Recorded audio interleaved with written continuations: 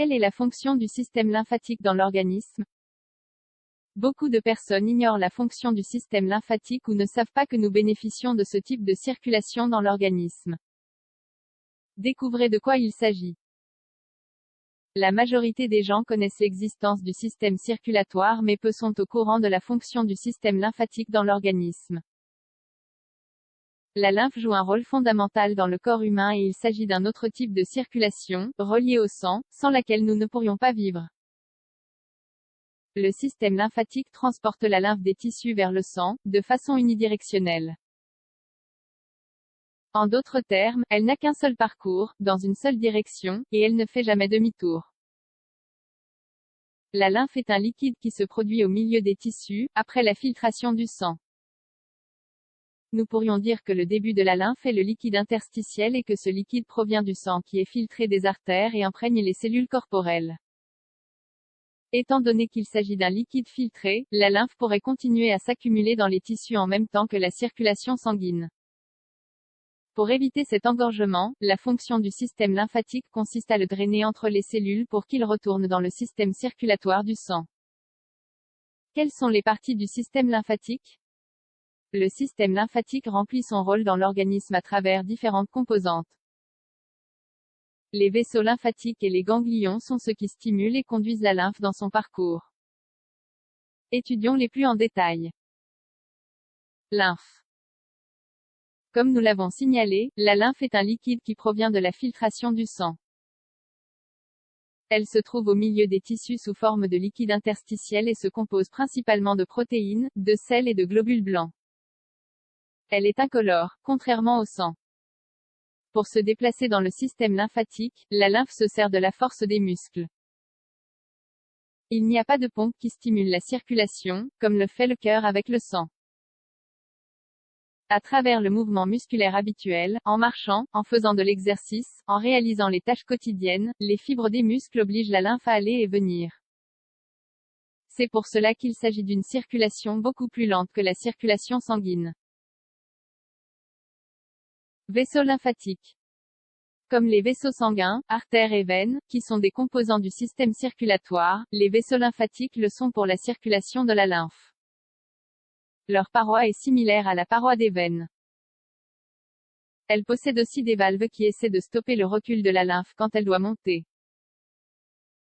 Les vaisseaux lymphatiques qui s'introduisent dans les tissus sont petits, au point de s'affiner en tant que capillaires. De cette façon, ils peuvent prendre le liquide interstitiel pour ensuite le conduire. À partir des capillaires, ces vaisseaux grossissent jusqu'à ce que deux conduits principaux se forment. Le lymphatique droit, le thoracique. Ces deux conduits débouchent sur la circulation sanguine, et plus précisément dans le système veineux. Les veines réceptrices sont la veine cave supérieure et la sous-clavière gauche. Ganglions lymphatiques. Les ganglions sont les composants les plus connus du système lymphatique. Même si leur fonction n'est pas claire pour la population générale, il est bien connu que l'augmentation de leur taille doit alerter. Un ganglion lymphatique est un nodule du système lymphatique qui mesure moins d'1 cm dans des conditions normales. En général, ils se regroupent, plusieurs ganglions étant proches entre eux. Ils se chargent de filtrer la lymphe qui les traverse et de produire des cellules de défense comme les globules blancs. Les micro-organismes externes ainsi que les cellules défectueuses devraient être filtrés par les ganglions pour ne pas poursuivre leur parcours pathogène. Dans ces cas, quand ils détectent quelque chose d'anormal, les ganglions grossissent. Les fonctions du système lymphatique. Le système lymphatique a donc une fonction circulatoire et protectrice. Il fait circuler la lymphe pour compléter le système circulatoire et, en même temps, surveille constamment l'entrée de substances et de micro-organismes pour stopper les agents pathogènes. Pour résumer, nous pouvons dire que le système lymphatique a trois fonctions. Circulatoire. Les vaisseaux lymphatiques récupèrent la lymphe des tissus pour la verser dans le système circulatoire.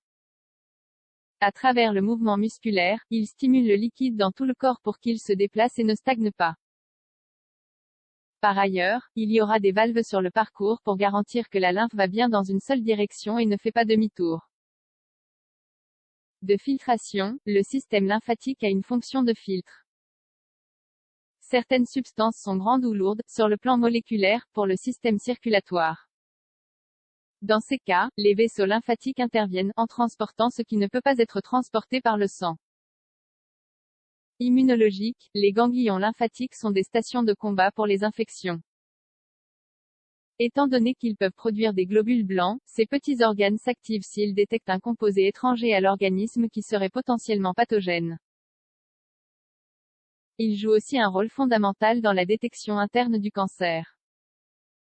Les ganglions lymphatiques sont capables de reconnaître des cellules mutées qui créeraient des tumeurs et ont la capacité de les éliminer. Comme vous le voyez, la fonction du système lymphatique est vitale. S'il n'existait pas, le système circulatoire ne pourrait pas fonctionner comme il le fait, nous accumulerions du liquide dans les tissus et nous serions beaucoup plus sujets aux infections.